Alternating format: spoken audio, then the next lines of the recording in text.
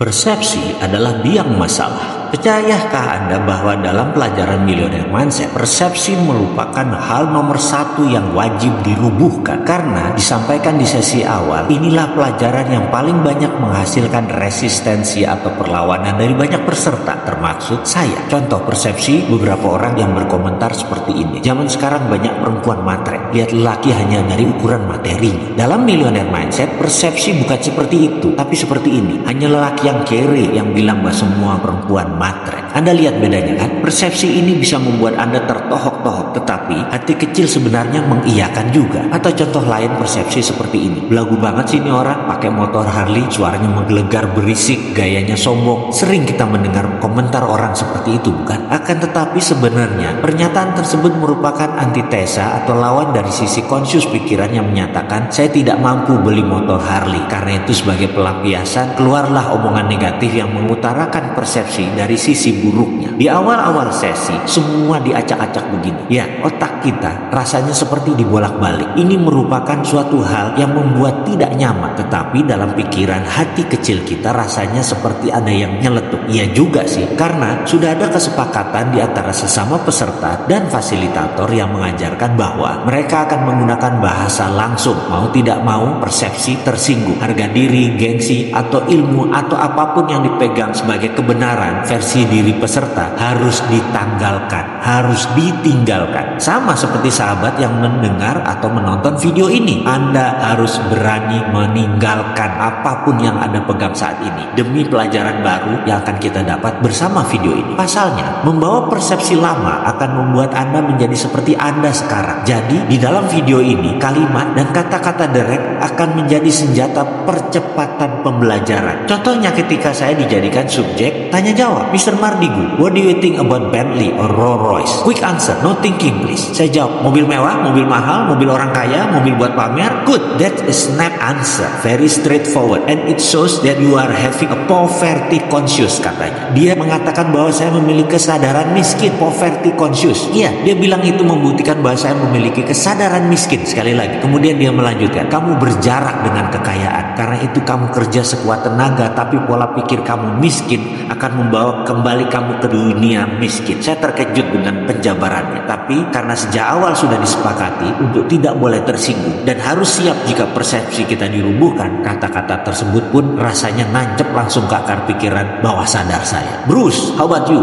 Si fasilitator Geoff bertanya kepada peserta dari Filipina yang botak, skinhead. Dijawab cepat oleh Bruce, that's my car. Kontan seisi kelas tergelak. That's what you call prosperity conscious, tukas si Geoff. Ya, Geoff langsung berkata bahwa itu adalah kesadaran kemakmuran. Kalimat itu membawa saya melamun. Teringat kembali suatu masa ketika saya sedang berdialog dengan Ketut Mas Agung, anak ketiga dari keluarga Mas Agung, pendiri toko Gunung Agung, toko Wali Songo, pemilik Pullman Hotel, gedung Wisma Nusantara, dan banyak hotel lagi. Saya mengenal Ketut Mas Agung lebih dari 25 tahun. Bahkan sampai saat ini kami masih seminggu sekali bertemu dan masuk dalam WA group bersama. Suatu hari saya bertanya kepada sahabat saya ini, bro, bagaimana asal muasal keluarga Mas Agung membangun bisnis yang berkelimpahan hingga makmur seperti sekarang? Awalnya apa yang almarhum Bapak Mas Agung lakukan? Singkat cerita, beliau mengisahkan bagaimana bapaknya dulu sebagai pegawai bagian sales yang gigih, setiap hari berjualan buku. Namun di hati kecilnya ia selalu berkata bahwa bekerja seperti itu artinya membangun kerajaan orang lain, dan ini ada batasnya. Pemikiran itu pun memenuhi isi kepalanya setiap saat. Dia ingin membuka usahanya sendiri, membangun kerajaannya sendiri. Kemudian ada satu rumah di Jalan Kuitang nomor 10 yang setiap hari selalu ia lewati. Dia selalu menghayal andai dia bisa memiliki rumah itu, kemudian menjadikan tempat untuk memulai usahanya. Rumah itu dimiliki sepasang suami istri warga negara Belanda, dan suatu hari mereka sekeluarga harus meninggalkan Indonesia karena sejak perjanjian Linggarjati ditandatangani, Belanda harus angkat kaki dari Indonesia. Akhirnya keluarga pemilik rumah di Jalan Kuitang pun memasang iklan di koran dengan harga yang sangat murah. Akan tetapi tidak ada peminat. Kemudian mereka memasang informasi di depan rumah dengan harga yang lebih murah lagi. Juga tidak ada yang peminat. Sampai suatu hari sang istri berkata kepada kepada suaminya. Sayang sekali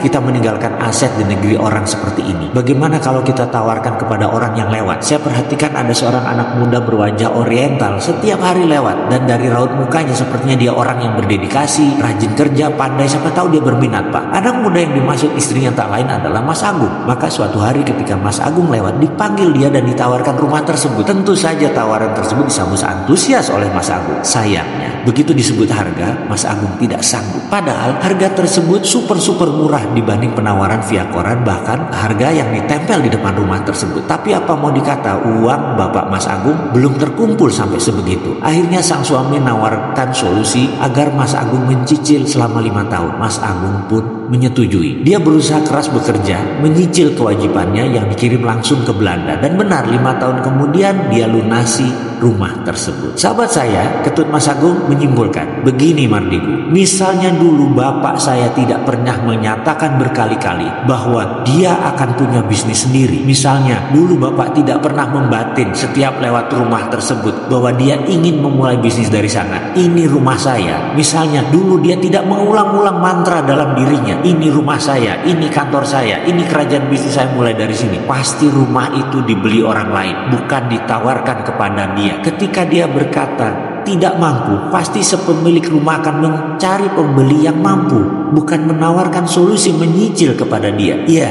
intinya adalah percaya sebelum terjadi, pasti akan terjadi. Dan hal ini rupanya diwariskan kepada ketiga anak-anaknya. Pada saat sesi tanya jawab dengan Geoff tentang persepsi prosperity conscious versus poverty conscious atau kesadaran kemakmuran melawan kesadaran miskin, saya pun nyambung dan saya memperoleh aha experience atau pengalaman yang membuat dalam hati saya berkomentar, aha, saya ngerti sekarang bahwa prosperity conscious itu harus ditanamkan jauh-jauh hari dan semuanya pasti terjadi.